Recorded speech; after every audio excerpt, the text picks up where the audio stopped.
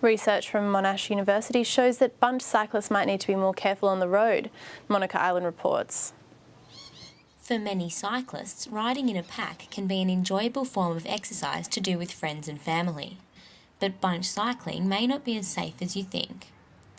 A recent Melbourne study has found that almost 1 in 5 on-road crashes occurred when the cyclist was riding in a bunch.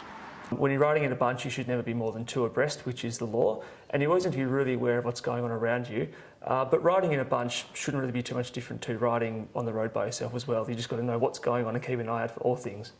When another road user is involved in an on-road crash, 90% are the fault of a motor vehicle. But in the case of bunch cycling, more than 70% are caused by another cyclist, indicating that riders need to be just as careful of each other as they are of other vehicles.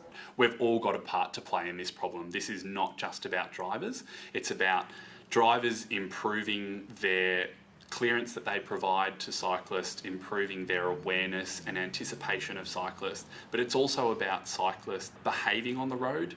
Having been involved in a cycling crash, Michael Escort believes bunch cyclists could be more careful.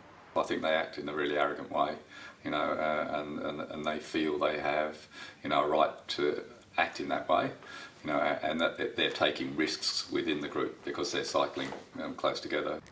The researchers interviewed 186 cyclists who were admitted to the Alfred and Royal Melbourne hospitals as trauma patients from a cycling-related injury.